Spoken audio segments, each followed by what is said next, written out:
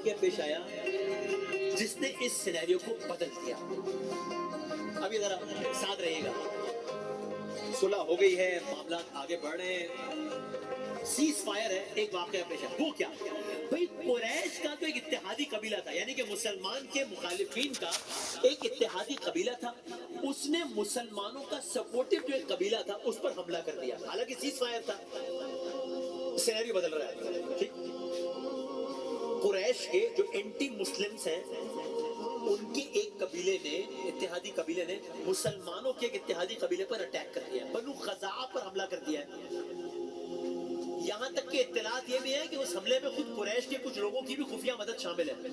یہ کیا ہوا ہے؟ سیز فائر تھا. حدیبیہ کے معاہدے کی روح متاثر ہوئی ہے, اسپرٹ متاثر ہوئی ہے نا اس معاہدے کی. بلکہ ایک قدم آگے بڑھتے ہیں, یہ تو وائلیشن ہے نا صلح حدیبیہ کی. سب کیا ہوا, بنو خزاعہ جن پر حملہ کیا گیا تھا, جن کو نقصان پہنچایا گیا تھا, وہ رسول اللہ کے پاس پہنچے اور انہوں نے اللہ کے رسول کے سامنے سارا معاملہ رکھا. یہ تو وائلیشن ہے.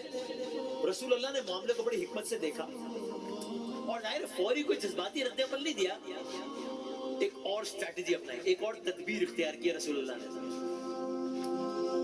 خاموشی سے تیاری شروع ہوئی. کس چیز کی؟ سکوت ہے. کس چیز کا؟ زیادہ لوگوں کو اندازہ نہیں ہے کہ کچھ ہونے والا ہے. کیا ہونے والا ہے؟ فیصلہ کر لیا ہے. کیا فیصلہ ہے؟ کچھ کو اندازہ ہو رہا ہے اہم مرحلہ آنے والا ہے. کیا مرحلہ آنے والا ہے؟ عرض کرتے ہیں. اب دیکھیے, فضا میں بظاہر ایک کوئی تحرک نہیں ہے, ہلچل نہیں ہے, مطلب نہ کوئی جوشیلے نعرے ہیں ابھی, نہ کوئی جنگی اعلان ہے. سکون کے پردے میں تدبیر کا عمل جاری ہے. راتوں کو مشورے بھی ہوتے ہیں, دن میں معمولات بھی جاری ہیں.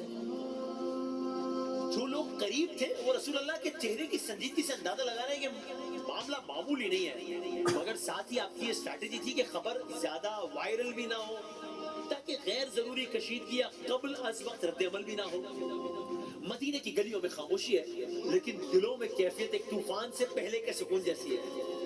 مدینے کی وہ خاموش تیاری بالآخر ایک عملی مرحلے میں داخل ہونے لگی. کیا؟ ایک صبح, یہ مدینے کی الگ صبح ہے.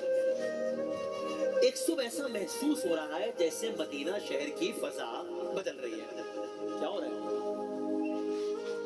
لوگ مجتمع ہو رہے ہیں, تیاری ہو رہی ہے, قافلہ تیار ہو رہا ہے, مختلف قبیلے کے لوگ جمع ہو رہے ہیں, لشکر بن رہا ہے جو تعداد میں بھی بڑا ہے, جذبے میں بھی مضبوط ہے.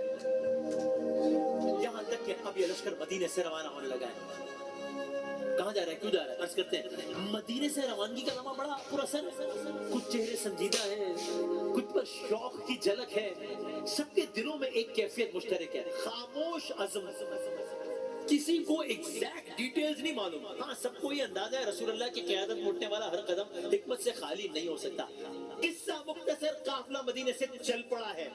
راستے میں قافلے کے نئے موڑ آ رہے ہیں مگر اصل میں تاریخ ایک نئے موڑ کی جانب بڑھ رہی ہے.